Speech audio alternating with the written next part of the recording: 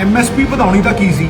ਇਹ ਕਾਲੇ ਕਾਨੂੰਨ ਲਿਆ ਕੇ ਸਰਕਾਰ ਕਿਸਾਨਾਂ ਨੂੰ ਦਰਕਿਨਾਰ ਕਰ ਰਹੀ ਹੈ ਤੇ ਜਿਹੜੇ ਸਟੇਟਾਂ 'ਚ ਜਿਹੜੇ ਰਾਜਾਂ ਦੇ ਵਿੱਚ ਇਹ ਏਪੀਐਮਸੀ ਦੀਆਂ ਮੰਡੀਆਂ ਪਹਿਲਾਂ ਹੀ ਰੱਦ ਕੀਤੀਆਂ ਜਾ ਚੁੱਕੀਆਂ ਨੇ, ਉੱਥੇ ਪ੍ਰਮਾਣ ਦੇ ਤੌਰ ਤੇ ਦੇਖ ਲਓ ਕਿ ਅੰਨਦਾਤਾ ਦਰ ਦੀਆਂ ਠੋਕਰਾਂ ਖਾਂਦਾ।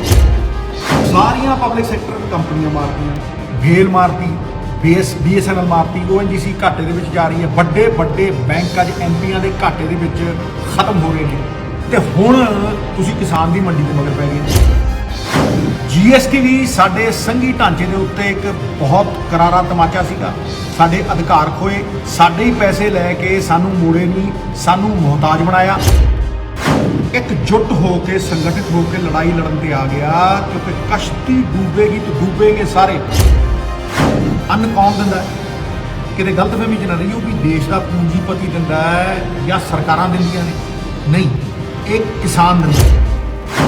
ये मुमकिन नहीं कि प्रेजिडेंट पास ना करे, मीयर फॉर्मैलिटी है मेरे हिसाब से। हुण जे आपां सुप्रीम कोर्ट के दरवाजे के उत्ते दस्तक देनी है इस किसान मारू कानून के खिलाफ, तो बहुत वाजिब है, जरूरी भी है।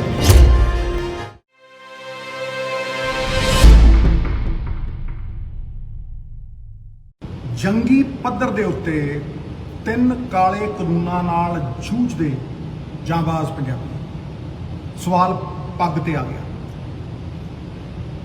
साडी अणख ते आ गया, साडी होंद ते आ गया और साडे सरमाए ते जिहड़ा पीढ़ी दर पीढ़ी बनाया होया है ਉਹਦੇ ਤੇ ਆ ਗਿਆ। एकजुट होकर संगठित होकर लड़ाई लड़न पे आ गया, क्योंकि कश्ती डूबेगी तो डूबेंगे सारे, कोई नहीं बचेंगे साथी हमारे। साडे प्राण ने किसान, ते जे किसान ना रहा लभना कोई नहीं। इस करके अज इनकलाब दे नारे नूं हलारा देण दी सख्त जरूरत है, पर पहला समस्या नूं समझण दी लोड़ है। APMC ਦੀਆਂ ਮੰਡੀਆਂ ਤੇ ਜਿਹੜਾ ਸਕਸੈਸਫੁਲ MSP ਦਾ ਮਾਡਲ ਹੈ, ਇਹ ਹੁਣ ਕਿਵੇਂ ਆਇਆ? ਗ੍ਰੀਨ ਰੈਵੋਲੂਸ਼ਨ ਦੀ ਲੋੜ ਪੰਜਾਬ ਨੂੰ ਸੀ? ਬਿਲਕੁਲ ਨਹੀਂ, ਇਹ ਹਿੰਦੁਸਤਾਨ ਨੂੰ ਲੋੜ ਸੀ ਔਰ ਸਾਰੇ ਦੇਸ਼ ਦਾ ਢਿੱਡ ਭਰਨ ਦੀ ਜਿਹੜੀ ਜ਼ਿੰਮੇਵਾਰੀ ਹੈ ਉਹ ਪੰਜਾਬ ਤੇ ਹਰਿਆਣੇ ਦੇ ਕਿਸਾਨਾਂ ਨੇ ਚੁੱਕੀ। 2% ਲੋਕ 60% ਨੂੰ ਰਜਾਉਂਦੇ ਨੇ। ਅੰਨਦਾਤਾ ਦਾ ਨਾਮ ਉਦੋਂ ਆਇਆ ਔਰ ਉਹ 5-6 ਪੀੜ੍ਹੀਆਂ ਦੀ ਮਿਹਨਤ ਲੱਗ ਕੇ, ਸਰਕਾਰਾਂ ਦੀ ਇਨਵੈਸਟਮੈਂਟ ਲੱਗ ਕੇ ਤਾਂ ਜਾ ਕੇ ਇਹ ਇਨਫਰਾਸਟ੍ਰਕਚਰ ਬਣਿਆ। ਦੇਸ਼ ਦੇ 80 ਕਰੋੜ ਗਰੀਬ ਨੂੰ ਅੰਨ ਕੌਣ ਦਿੰਦਾ? ਕਿਤੇ ਗਲਤਫਹਿਮੀ 'ਚ ਨਾ ਰਹੀਓ ਵੀ ਦੇਸ਼ ਦਾ ਪੂੰਜੀਪਤੀ ਦਿੰਦਾ ਹੈ ਜਾਂ ਸਰਕਾਰਾਂ ਦਿੰਦੀਆਂ ਨੇ, ਨਹੀਂ, ਇਹ ਕਿਸਾਨ ਦਿੰਦਾ। ਮੈਂ ਸਮਝਾਉਣਾ ਕਿੱਦਾਂ? 1980 ਤੋਂ ਦੇਖ ਲਓ, ਇੰਪਲੋਈ ਦੀ ਜਿਹੜੀ ਇਨਕਮ ਹੈ ਉਹਦੀ ਤਨਖਾਹ ਹੈ 200%, ਕਿਸੇ ਦੀ 400%, ਜਿਹੜਾ ਪ੍ਰਾਈਵੇਟ ਕੰਪਨੀਆਂ 'ਚ ਕੰਮ ਕਰਦਾ ਹੈ 500%, 1000 ਗੁਣਾ। ਇਹ ਕੰਪਨੀਆਂ ਦੇ ਜਿਹੜੇ EMPLOYE ਨੇ 1000 ਗੁਣਾ ਉਹਨਾਂ ਦੀ ਇਨਕਮ ਵਧ ਗਈ, ਲੇਕਿਨ ਕਿਸਾਨ ਦੀ MSP ਸਿਰਫ 15 ਗੁਣਾ ਵਧੀ ਹੈ। MSP ਸਰਕਾਰ ਘੱਟ ਰੱਖਦੀ ਹੈ, ਅਨਾਜ ਸਸਤਾ ਚੁੱਕ ਕੇ ਉਹ ਗਰੀਬਾਂ ਨੂੰ ਵੰਡਦੀ ਹੈ। ਖੂਬ ਵਡਮੁੱਲਾ ਯੋਗਦਾਨ ਵੀ ਕਿਸਾਨ ਦਾ ਹੈ, ਕਿਸਾਨ ਦੇ ਖੂਨ ਪਸੀਨੇ ਦਾ। MSP ਵਧਾਉਣੀ ਤਾਂ ਕੀ ਸੀ। ਇਹ ਕਾਲੇ ਕਾਨੂੰਨ ਲਿਆ ਕੇ ਸਰਕਾਰ ਕਿਸਾਨਾਂ ਨੂੰ ਦਰਕਿਨਾਰ ਕਰ ਰਹੀ ਹੈ। यूज एंड थ्रो वाली पॉलिसी है, मतलब निकल गया है तो पहचानते नहीं, यूं जा रहे हैं जैसे हमें जानते नहीं। ਤੇ ਜਿਹੜੇ ਸਟੇਟਾਂ 'ਚ ਜਿਹੜੇ ਰਾਜਾਂ ਦੇ ਵਿੱਚ ਇਹ APMC ਦੀਆਂ ਮੰਡੀਆਂ ਪਹਿਲਾਂ ਹੀ ਰੱਦ ਕੀਤੀਆਂ ਜਾ ਚੁੱਕੀਆਂ ਨੇ, ਉੱਥੇ ਪ੍ਰਮਾਣ ਦੇ ਤੌਰ ਤੇ ਦੇਖ ਲਓ ਕਿ ਅੰਨਦਾਤਾ ਦਰ ਦੀਆਂ ਠੋਕਰਾਂ ਖਾਂਦਾ ਹੈ ਤੇ ਲੇਬਰ ਕਰਨ ਤੇ ਮਜਬੂਰ ਹੋਇਆ ਹੋਇਆ।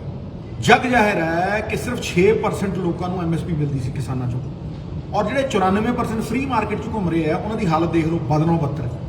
पूंजीपतियों को आउट ऑफ दी वे जो लोड़ नहीं, उन्होंने आउट ऑफ दी वे जाके मत करते हो। रैवन्यूज फोरगॉन के 4-5 लाख करोड़ रुपये के हर साल तुम टैक्स छड्डदे हो, उन्होंने टैक्सां दे विच भी छूट दिंदे हो, उन्होंने सबसिडियां भी दिंदे हो, तो जो किसान नूं MSP देनी हुंदी है हाहाकार मच जांदा, उल्टी गंगा बहंदी है। अज तो इकोनॉमी डुबी पई है, रिसैशन वाल नूं वध रही है, अज तुसीं किसान मार रहे हो। लेकिन मैं ये पुछदा कि जदों इकोनॉमी 8% ते ग्रो कर रही सी, उदों भी इंप्लॉयमेंट जिहड़ी है 0.4% सी, उदों भी फायदा सारा पूंजीपतियों नूं जांदा सी। सारियां पब्लिक सैक्टर कंपनियां मारतीआं, भेल मारती, BSNL ਮਾਰਤੀ, ONGC ਘਾਟੇ ਦੇ ਵਿੱਚ ਜਾ ਰਹੀ ਹੈ, ਵੱਡੇ ਵੱਡੇ ਬੈਂਕ ਅੱਜ ਐਮਪੀਆਂ ਦੇ ਘਾਟੇ ਦੇ ਵਿੱਚ ਖਤਮ ਹੋ ਰਹੇ ਨੇ, ਤੇ ਹੁਣ ਤੁਸੀਂ ਕਿਸਾਨ ਦੀ ਮੰਡੀ ਦੇ ਮਗਰ ਪੈ ਗਏ ਹੋ। ਇਹ ਕਿੱਥੋਂ ਦਾ ਇਨਸਾਫ ਹੈ?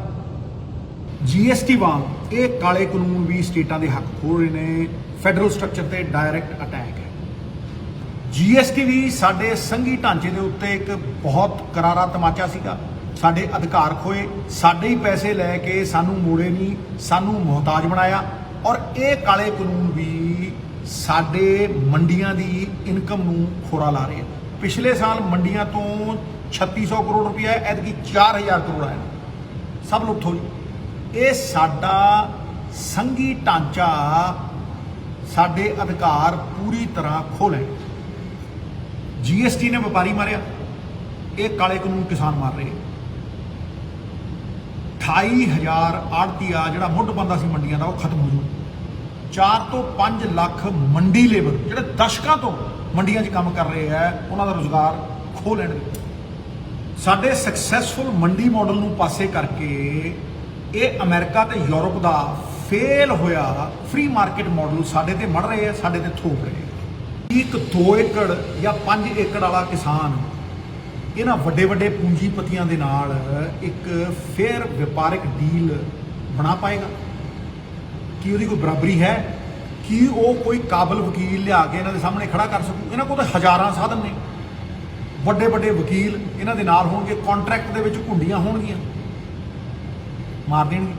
ਤੇ ਜੇ ਕੋਈ ਵਿਵਾਦ ਹੋ ਗਿਆ, ਕੋਈ ਡਿਸਪਿਊਟ ਹੋ ਗਿਆ, ਤੇ ਬੰਦਾ ਸਿਵਲ ਕੋਰਟ 'ਚ ਨਹੀਂ ਜਾ ਸਕਦਾ, ਉਹਨੂੰ DC ਜਾਂ SDM ਦੇ ਕੋਲ ਜਾਣਾ ਪਊ, ਜਿਹਨੂੰ ਦਿਸ਼ਾ ਨਿਰਦੇਸ਼ ਸੈਂਟਰ ਦੀ ਸਰਕਾਰ ਦਊਗੀ। ਔਰ ਤੁਹਾਡੇ MLA, ਤੁਹਾਡੇ ਮੰਤਰੀ ਦਰਸ਼ਨੀ ਘੋੜੇ ਬਣਾ ਕੇ ਖੜਾ ਕਰ ਦੇਣਗੇ। ਇਹ ਤੁਹਾਡੀ ਕੋਈ ਮਦਦ ਨਹੀਂ ਕਰ ਸਕਣਗੇ। ਉਹ ਹੈ ਨਾ ਧੱਕਾ। ਮੈਂ ਫੇਰ ਚੇਤਾਵਨੀ ਦਿੰਦਾ ਕਿ ਇਹ ਕਾਲੇ ਕਾਨੂੰਨਾਂ ਦਾ ਅਸਰ ਉਹਨਾਂ ਲੋਕਾਂ ਤੇ ਵੀ ਆਊ ਜਿਹੜਾ ਕਿਸਾਨ ਨਹੀਂ ਹੈ। ਫੂਡ ਇਨਫਲੇਸ਼ਨ ਆਊ, ਅੰਨ ਦੀਆਂ ਕੀਮਤਾਂ 7ਵੇਂ ਅਸਮਾਨ ਤੇ ਹੋਣਗੀਆਂ, ਔਰ ਫਾਇਦਾ ਜਿਹੜਾ ਹੈ ਉਹ ਵੱਡੇ ਪੂੰਜੀਪਤੀਆਂ ਨੂੰ ਜਾਊ, ਕਿਸਾਨ ਨੂੰ ਨਹੀਂ ਜਾਣਾ। ਲਿਖ ਲਓ, ਇਸ ਕਾਨੂੰਨ ਤਹਿਤ ਸਰਕਾਰ ਨੇ ਅੰਨ ਨੂੰ ਐਸੈਂਸ਼ੀਅਲ ਕਮੋਡਿਟੀਜ਼ ਚੋਂ ਬਾਹਰ ਕੱਢ ਦਿੱਤਾ ਹੈ, ਹੋਰਡਿੰਗ ਨੂੰ ਲੈਜੀਟਿਮਾਈਜ਼ ਕਰ ਦਿੱਤਾ ਹੈ। ਤੁਸੀਂ ਅਨਾਜ ਨੂੰ ਹੋਰਡ ਕਰੋ ਤੇ ਫਿਰ 50 ਗੁਣਾ ਜਾਂ 100 ਗੁਣਾ ਕੀਮਤਾਂ ਦੇ ਉੱਤੇ ਵੇਚੋ। ਇਹ ਤੇ ਢੇਰਗਰਦੀ ਹੈ। ਇੰਨਾ ਹੀ ਨਹੀਂ, ਇੱਕ ਹੋਰ ਘਾਤਕ ਬਿੱਲ ਤਿਆਰ ਕਰੀ ਬੈਠੇ ਹੈ, which will be the last nail in our coffin, ਖਤਮ ਕਰ ਦੂਗਾ ਪੰਜਾਬ ਨੂੰ। ਉਹ ਹੈ ਇਲੈਕਟ੍ਰਿਸਿਟੀ ਅਮੈਂਡਮੈਂਟ ਬਿੱਲ। ਉਹਦਾ ਡਰਾਫਟ ਬਣਾਈ ਬੈਠੇ ਆ, ਜਿੱਦਣ ਚਾਹਣਗੇ 2 ਦਿਨਾਂ ਦੇ ਵਿੱਚ ਉਹਨੂੰ ਪਾਸ ਕਰਕੇ ਪਰੇ ਮੰਗੀਏ। ਤੇ ਹੰਗਾਮਾ ਜ਼ਿਆਦਾ ਹੋ ਰਿਹਾ। ਉਹ ਕੀ ਹੈ ਭਾਈ? ਉਹ ਸਾਰਾ ਦਾ ਸਾਰਾ ਕੰਟਰੋਲ ਪੰਜਾਬ ਰਾਜ ਬਿਜਲੀ ਬੋਰਡ ਦਾ ਹੁਣ ਸੈਂਟਰ ਦੇ ਕੋਲ ਡਾਇਰੈਕਟਲੀ ਚਲਾ ਜਾਊਗਾ। ਔਰ ਤੁਹਾਨੂੰ ਮੈਂ ਦੱਸ ਦਿੰਦਾ, ਉਹਦਾ ਅਸਰ ਸਭ ਤੋਂ ਵੱਡਾ ਪੰਜਾਬ ਦੇ ਉੱਤੇ ਇਹ ਆਊਗਾ ਕਿ ਤੁਹਾਡੀਆਂ ਸਬਸਿਡੀਆਂ ਬੰਦ ਕਰ ਦੇਣਗੇ। ਉਹਦਾ ਰੂਲ ਹੈ ਕਿ ਤੁਸੀਂ ਜੇ ਕਿਸਾਨ ਨੂੰ ਸਬਸਿਡੀ ਦੇਣੀ ਹੈ, ਡਾਇਰੈਕਟ ਬੈਨੀਫਿਟ ਟ੍ਰਾਂਸਫਰ ਕਰਨਾ, ਤੁਸੀਂ ਉਹਦੇ ਬੈਂਕ ਦੇ ਵਿੱਚ ਪੈਸੇ ਪਾਉਣੇ ਆ। ਤੇ ਜਿਹੜੀ ਸਰਕਾਰ ਪਹਿਲਾਂ ਹੀ GST ਨਹੀਂ ਲੈ ਸਕੀ ਔਰ ਅੱਜ ਕਰਜ਼ਾਈ ਹੋਈ ਪਈ ਹੈ, ਉਹ 10,000 ਕਰੋੜ ਰੁਪਈਆ ਕਿਸਾਨਾਂ ਦੇ ਬੈਂਕਾਂ ਦੇ ਵਿੱਚ ਕਿੱਥੋਂ ਪਾਊ? ਖਤਮ ਕਰ ਦੇਣਗੇ ਸਾਡਾ ਸਿਸਟਮ ਸਾਰਾ, ਮੁਹਤਾਜ ਬਣਾ ਦੇਣਗੇ, ਹੱਥ 'ਚ ਠੂਠਾ ਦੇ ਦੇਣਗੇ। ਹੁਣ ਇਹਨਾਂ ਘਾਤਕ ਪਰਿਸਥਿਤੀਆਂ ਦੇ ਵਿੱਚ ਆਪਣੀ ਸਭ ਤੋਂ ਵੱਡੀ ਤਾਕਤ ਇਹ ਹੈ ਕਿ ਸਾਰਾ ਪੰਜਾਬ ਇੱਕ ਮੁੱਠ ਇਕਜੁੱਟ ਹੋ ਕੇ ਕਿਸਾਨਾਂ ਦੇ ਨਾਲ ਖੜਾ ਹੈ। ਪਰ ਇਹਦਾ ਮਤਲਬ ਇਹ ਵੀ ਨਹੀਂ ਵੀ ਸਾਡੇ ਕੋਲ ਕੋਈ ਵਿਕਲਪ ਹੈ ਵੀ ਅਸੀਂ ਰੌਲਾ ਪਾਈਏ, ਲਾਲਾ ਲਾਲਾ ਕਰੀਏ ਤੇ ਫਿਰ ਘਰ ਨੂੰ ਮੁੜ ਜਾਈਏ। ਮੇਰੀ ਰਾਜਨੀਤੀ ਸ਼ੁਰੂ ਤੋਂ ਲੈ ਕੇ ਅੱਜ ਤੱਕ ਮੁਸ਼ਕਿਲ ਦਾ ਹੱਲ ਦਿੰਦੀ ਹੈ, ਹੱਲ ਪੱਖੀ ਰਾਜਨੀਤੀ ਹੈ ਔਰ ਇਸੇ ਦੀ ਜ਼ਰੂਰਤ ਹੈ। ਜੇ ਕੋਈ ਪਾਰਟੀ ਰਾਸ਼ਟਰਪਤੀ ਕੋਲ ਮਤਾ ਲੈ ਕੇ ਜਾਣਾ ਚਾਹੁੰਦੀ ਹੈ ਵੀ ਇਹਨਾਂ ਬਿੱਲਾਂ ਨੂੰ ਰੱਦ ਕਰੋ, ਜੀ ਸਦਕੇ ਜਾਓ, ਪੁਰਜ਼ੋਰ ਕੋਸ਼ਿਸ਼ ਕਰੋ, ਸਾਰਾ ਪੰਜਾਬ ਤੁਹਾਡੇ ਨਾਲ ਹੈ। ਪਰ ਇਹ ਗੱਲ ਯਾਦ ਰੱਖੋ ਕਿ ਸਰਕਾਰ ਨੇ ਧੱਕੇ ਨਾਲ ਇਹ 2 ਬਿੱਲ ਪਾਸ ਕਰਾਏ ਨੇ ਔਰ ਆਪਣੇ ਪ੍ਰੈਜ਼ੀਡੈਂਟ ਕੋਲ ਭੇਜੇ ਨੇ। ਇਹ ਮੁਮਕਿਨ ਨਹੀਂ ਕਿ ਪ੍ਰੈਜ਼ੀਡੈਂਟ ਪਾਸ ਨਾ ਕਰੇ, ਮੀਅਰ ਫਾਰਮੈਲਿਟੀ ਹੈ ਮੇਰੇ ਹਿਸਾਬ ਦੇ ਨਾਲ। ਹੁਣ ਜੇ ਆਪਾਂ ਸੁਪਰੀਮ ਕੋਰਟ ਦੇ ਦਰਵਾਜ਼ੇ ਦੇ ਉੱਤੇ ਦਸਤਕ ਦੇਣੀ ਹੈ ਇਸ ਕਿਸਾਨ ਮਾਰੂ ਕਾਨੂੰਨ ਦੇ ਖਿਲਾਫ, ਤੇ ਬਹੁਤ ਵਾਜਬ ਹੈ, ਜ਼ਰੂਰੀ ਵੀ ਹੈ। ਜ਼ੁਲਮ ਦੇ ਖਿਲਾਫ ਆਵਾਜ਼ ਚੁੱਕਣੀ ਅਸਲੀ ਧਰਮ ਹੈ। ਲੇਕਿਨ ਇੰਨਾ ਯਾਦ ਰਹੇ ਕਿ ਸਰਕਾਰੀਆ ਕਮਿਸ਼ਨ ਪਿੱਟਦਾ ਮਰ ਗਿਆ। ਔਰ ਸਰਕਾਰੀਆ ਕਮਿਸ਼ਨ ਸਭ ਤੋਂ ਵੱਡਾ ਰਖਵਾਲਾ ਹੈ ਸਟੇਟਾਂ ਦੀਆਂ ਤਾਕਤਾਂ ਦਾ, ਫੈਡਰਲ ਸਟਰਕਚਰ ਦਾ। ਉਹ ਪਿੱਟਦਾ ਮਰ ਗਿਆ ਕਿ ਭਾਈ ਐਂਟਰੀ 3334 ਕੌਨਕਰੈਂਟ ਲਿਸਟ, ਜਿਹੜੀ ਸਾਂਝੀ ਲਿਸਟ ਹੈ ਸਟੇਟ ਤੇ ਸੈਂਟਰ ਦੀ, ਉਹ ਪਾਵਰ ਦਿੰਦੀ ਹੈ ਸੈਂਟਰ ਨੂੰ ਐਗਰੀਕਲਚਰ ਦੇ ਉੱਤੇ ਕੋਈ ਲਾਅ ਬਣਾਉਣ ਦੀ। ਔਰ ਇਹ ਬੜਾ ਘਾਤਕ ਹੈ। ਇੰਨਾ ਹੀ ਨਹੀਂ, it's not as bad as it looks, it is worse, ਕਿਉਂਕਿ article 249 of the constitution empowers them and gives them overriding power ਦਿੰਦਾ ਹੈ ਕਿ ਸਟੇਟ ਦੀ ਕਿਸੇ ਵੀ ਲਿਸਟ ਦੇ ਉੱਤੇ ਉਹ ਲਾਅ ਬਣਾ ਸਕਦੇ ਆ। ਇਹਦੀਆਂ ਸ਼ਿਕਾਇਤਾਂ ਨੇ, ਤੁਸੀਂ ਦੇਖੋ ਤਾਮਿਲਨਾਡੂ ਔਰ ਵੈਸਟ ਬੰਗਾਲ ਵਰਗੇ ਉੱਗੇ ਜਿਹੜੇ ਸਟੇਟ ਨੇ, ਉਹਨਾਂ ਨੇ ਸਰਕਾਰੀਆ ਕਮਿਸ਼ਨ ਨੂੰ ਲਿਖ ਕੇ ਦਿੱਤਾ ਹੈ ਕਿ ਇਹ ਐਂਟੀ ਸਟੇਟ ਹੈ, ਇਹ ਇੰਨੀਆਂ ਐਬਸੋਲੂਟ ਪਾਵਰਸ ਨੇ ਕਿ ਸਟੇਟ ਦੀ ਹਰ ਤਾਕਤ ਦਾ ਹਨਨ ਕਰਦੀਆਂ ਨੇ। ਔਰ ਐਸਾ ਆਰਟੀਕਲ 249 ਫੈਡਰਲ ਸਟਰਕਚਰ ਵਾਲੇ ਕਿਸੇ ਮੁਲਕ ਦੇ ਵਿੱਚ ਐਂਟੀ ਸਟੇਟ ਕਾਨੂੰਨ ਹੈ ਨਹੀਂ।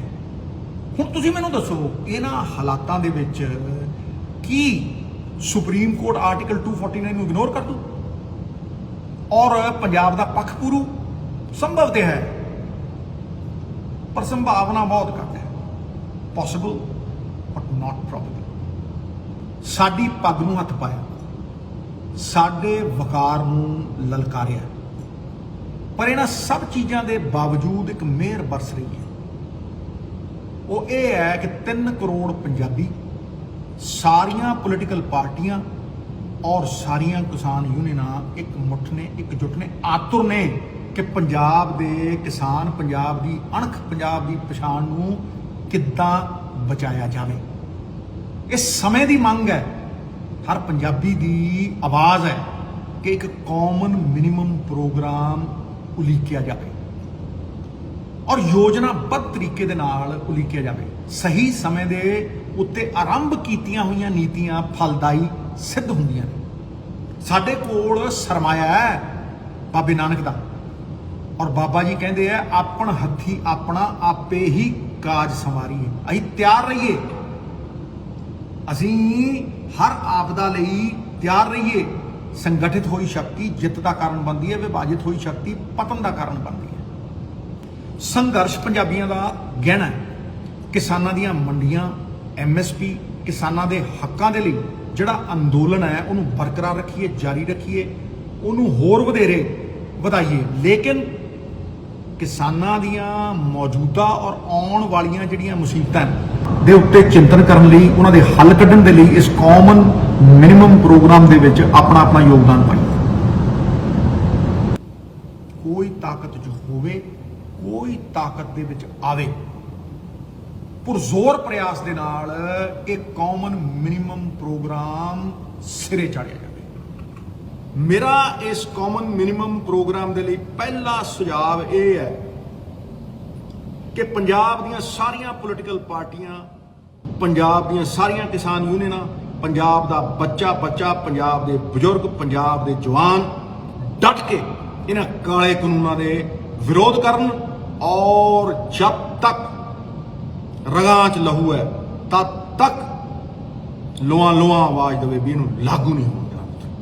ਮੇਰਾ ਦੂਸਰਾ ਸੁਝਾਅ ਇਹ ਹੈ ਪਿਆਰੇ ਪੰਜਾਬੀਓ, ਪੰਜਾਬ ਸੈਂਕੜੇ ਕਰੋੜਾਂ ਦੀਆਂ ਦਾਲਾਂ, ਆਟਾ ਦਾਲ ਸਕੀਮ ਵਾਸਤੇ ਬਾਹਰੋਂ ਇੰਪੋਰਟ ਕਰਦਾ। ਤੁਸੀਂ ਕਿਸੇ ਯੂਨੀਵਰਸਿਟੀ ਨੂੰ ਦੇਖ ਲਓ, Punjab university, Punjab agriculture university, Punjabi university, ਫਾਈਲਾਂ ਹੀ ਪਈਆਂ, ਰਿਪੋਰਟਾਂ ਬਣ ਕੇ, ਜਿੰਨੇ ਐਕਸਪਰਟ ਨੇ ਸਾਰੇ ਕਹਿੰਦੇ ਨੇ ਕ੍ਰੌਪ ਡਾਈਵਰਸੀਫਿਕੇਸ਼ਨ ਕਰੋ, ਭਾਈ ਸਬਜ਼ੀਆਂ ਲਾਓ, ਫਰੂਟ ਲਾਓ, ਆਇਲ ਸੀਡ ਲਾਓ, ਇਹ ਸਾਰੀਆਂ ਚੀਜ਼ਾਂ ਤੁਸੀਂ ਲਾਓ। ਲੇਕਿਨ ਕਿਸਾਨ ਬਹੁਤ ਸਿਆਣਾ ਹੈ। ਕਿਸਾਨ ਝੋਨਾ ਤੇ ਕਣਕ ਇਸ ਕਰਕੇ ਲਾਉਂਦਾ ਹੈ ਕਿਉਂਕਿ ਉਹਨੂੰ ਉੱਥੇ MSP ਮਿਲਦੀ ਹੈ। ਹੁਣ ਮੇਰਾ ਇਹ ਮੰਨਣਾ ਹੈ ਕਿ ਜੇ ਪੰਜਾਬ ਸਰਕਾਰ ਮਿਲਕਫੈਡ ਰਾਹੀਂ ਦੁੱਧ ਦੇ ਉੱਤੇ MSP ਦੇ ਸਕਦੀ ਹੈ ਔਰ ਹਿਮਾਚਲ ਦੀ ਸਰਕਾਰ ਸੇਬਾਂ ਦੇ ਉੱਤੇ ਕਿਸਾਨ ਨੂੰ ਅਸ਼ੋਰਡ ਇਨਕਮ MSP ਦੇ ਸਕਦੀ ਹੈ, ਤੇ ਫਿਰ ਭਾਈ ਦਾਲਾਂ ਹੋਣ, ਚਾਹੇ ਆਇਲ ਸੀਡ ਹੋਣ, ਚਾਹੇ ਫਰੂਟਸ ਹੋਣ, ਚਾਹੇ ਵੈਜੀਟੇਬਲਸ ਹੋਣ, ਇਹਨਾਂ ਉੱਤੇ MSP ਕਿਉਂ ਨਹੀਂ ਦੇ ਸਕਦੀ? ਮੇਰਾ ਇਹ ਮੰਨਣਾ ਹੈ ਕਿ ਪੰਜਾਬ ਸਰਕਾਰ ਹੋਲਡਿੰਗ ਕੈਪੈਸਿਟੀ ਦੇਵੇ ਕਿਸਾਨ ਨੂੰ, ਕੋਲਡ ਸਟੋਰੇਜ ਬਣਾਵੇ ਜਿੱਥੇ ਉਹ ਆਪਣੀ ਉਪਜ ਨੂੰ ਸਟੋਰ ਕਰ ਸਕੇ ਔਰ ਵੱਡੇ ਪੂੰਜੀਪਤੀਆਂ ਦੇ ਅੱਗੇ ਗੋਡੇ ਨਾ ਟੇਕੇ। ਔਰ ਇਸੇ ਤਰੀਕੇ ਮੈਂ ਵਿਨਮਰ ਬੇਨਤੀ ਕਰਦਾ ਸਾਰੀਆਂ ਯੂਨੀਅਨਾਂ ਨੂੰ ਕਿ ਉਹ ਆਪਣੇ ਸੁਪਨੇ ਸਾਕਾਰ ਕਰਨ। ਉਹਨਾਂ ਦਾ ਜਿਹੜਾ ਏਜੰਡਾ ਸੀ ਕਈ ਦਸ਼ਕਾਂ ਪੁਰਾਣਾ ਕਿ ਉਹ ਕੋਆਪਰੇਟਿਵ ਬਣਾਉਣ, ਜਿਹੜਾ ਕੋਆਪਰੇਟਿਵ ਅਮੂਲ ਦੇ ਨਾਮ ਦੇ ਵਿੱਚ ਐਡਾ ਸਕਸੈਸਫੁਲ ਹੋਇਆ, ਮਹਾਰਾਸ਼ਟਰ ਦੇ ਵਿੱਚ ਐਡੇ ਸਕਸੈਸਫੁਲ ਹੋਏ ਨੇ, ਉਹ ਕੋਆਪਰੇਟਿਵ ਬਣਾਉਣ, ਕਿਸਾਨਾਂ ਨੂੰ ਆਪਣੇ ਹਿੱਸੇਦਾਰ ਬਣਾਉਣ, ਭਾਗੀਦਾਰ ਬਣਾਉਣ ਔਰ ਹੱਕਾਂ ਦੇ ਕਿਸਾਨ ਦੇ ਰਖਵਾਲੇ ਬਣਨ ਔਰ ਉਹਨਾਂ ਨੂੰ ਅਸ਼ੋਰਡ ਇਨਕਮ ਵਾਸਤੇ ਸੈਂਟਰ ਮੂਰੇ ਔਰ ਵੱਡੇ ਪੂੰਜੀਪਤੀਆਂ ਮੂਰੇ ਝੁਕਣਾ ਨਾ ਪਵੇ, ਮੁਹਤਾਜ ਨਾ ਹੋਣਾ ਪਵੇ।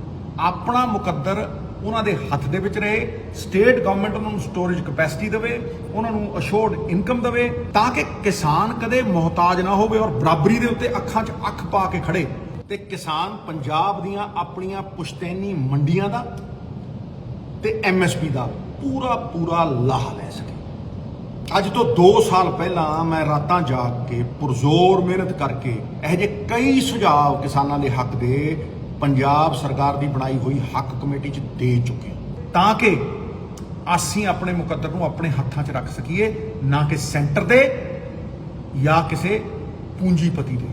ਬਹਾਦਰ ਕਦ ਕਿਸੇ ਦਾ ਆਸਰਾ ਅਹਿਸਾਨ ਲੈਂਦੇ ਨੇ, ਉਸੇ ਨੂੰ ਕਰ ਗੁਜ਼ਰਦੇ ਨੇ ਜੋ ਮਨ ਵਿੱਚ ਠਾਣ ਲੈਂਦੇ ਨੇ। ਮਿੱਤਰੋ, ਲੜਾਈ ਜਿੰਨੀ ਜੋਸ਼ ਦੀ ਹੈ ਓਨੀ ਹੋਸ਼ ਦੀ ਹੈ। ਸਾਹਮਣੇ ਵਾਲਾ ਸ਼ਾਤਰ ਹੈ ਪਰ ਦਿਆਂਗੇ ਸ਼ਾਇਦ। ਮੈਂ ਕੱਲ ਨੂੰ ਸੜਕ ਤੇ ਉਤरूं अपना तिल फुल पाऊं। सरफरोशी की तमन्ना अब हमारे दिल में है, देखना है जोर कितना बाजुए कातिल में है। वक्त आने पे बता देंगे तुझे ऐ आसमां, हम अभी से क्या बताएं क्या हम